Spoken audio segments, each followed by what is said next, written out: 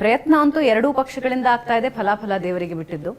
ಆದರೆ ಸಮರ್ಥ MLA ಆದರೆ ಒಬ್ಬ ತಂದೆಯಾಗಿ ಯಾವ ಕನಸು ಹೊತ್ತಿದ್ದೀರಿ? ಏನು ಕೆಲಸ ಆಗಬೇಕಿದೆ ಕ್ಷೇತ್ರಕ್ಕೆ ನಿಮ್ಮ ಪ್ರಕಾರ?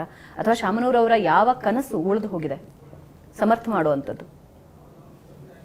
ಈಗ ನಂದು ಇಂಡಿವಿಜುವಲ್ ಕೇಳಿದರೆ ಬೇಸಿಕ್ಸ್ ಪ್ರೊವೈಡ್ ಮಾಡ್ಬೇಕು ನಾವು. Okay. Water facilities, your health, housing, education, ಇವಿಷ್ಟು ಫಸ್ಟ್ ಬೇಕು ನಮಗೆ. ಜನಗಳಿಗೆ ಅದು ತಲುಪಬೇಕು. ಕಟ್ಟ ಕಡೆ ಮನುಷ್ಯನಿಗೂ ಅದು ಇರಬೇಕು. ಈಗ ಅದನ್ನೇ ನಾನು ಹೇಳ್ತಾ ಇದ್ದೆ, ಅವಳ ಹತ್ರನೂ ಅದನ್ನೇ ಮಾತಾಡ್ತಾ ಇದ್ದೆ, ನಮ್ಮ ಪ್ರಭಾನ ಹತ್ರ. ಒಂದು ಇನ್ಶೂರೆನ್ಸ್ ಪಾಲಿಸಿ ಮಾಡಿಸು ಯಾರಿಗೆ ಲೋಕಲ್. ಈಗ ಫಾರ್ ಎಕ್ಸಾಂಪಲ್ ಈಗ CM ರಿಲೀಫ್ ಫಂಡ್ಗೆ ಹೋಗ್ಬೇಕು. ಈ ಮುಂಚೆ ಏನೋ ಯಶಸ್ವಿನಿ ಇತ್ತು, ಈಗ ಅಷ್ಟು ಇದರಲ್ಲಿ ಬರ್ತಾಯಿಲ್ಲ. ಬೇರೆ ಯಾವುದೋ ಪ್ರಧಾನಮಂತ್ರಿ ಹೆಲ್ತ್ ಇದಂತ ಇದೆ, ಅದ್ರಲ್ಲಿ ಕಡಿಮೆ ಇದೆ.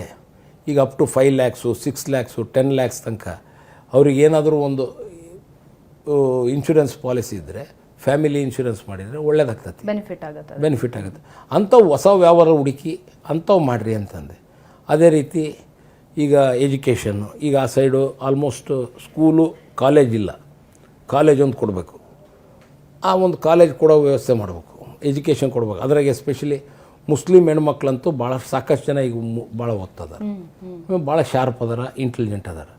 ಅಂಥವ್ರಿಗೆ ಎಜುಕೇಷನ್ ಕೊಡಬೇಕು. ಮತ್ತು ಬೇಸಿಕ್ ಎಲ್ಲ ಊರು ಸ್ವಚ್ಛ ಇರಬೇಕು, ಕ್ಲೀನ್ ಇರಬೇಕು.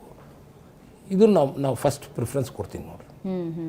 ಈಗ ನೀವು ಬೇರೆ ಊರಿಗೆ ಹೋಗ್ರಿ, ನಮ್ಮ ಊರು ನೋಡಿರಿ, ಹಾಂ, ರೋಡ್ಸ್ ಆಗಲಿ ಇವಾಗಲಿ ಪರ್ಫೆಕ್ಟ್ ಇದಾವೆ. ಇನ್ನೂ ಒಂದು ಸ್ವಲ್ಪ ಇಂಪ್ರೂವ್ ಆಗಬೇಕು, ಮಾಡಿದರೆ ಪರ್ಫೆಕ್ಟ್ ಆಗುತ್ತೆ ನೋಡಿರಿ.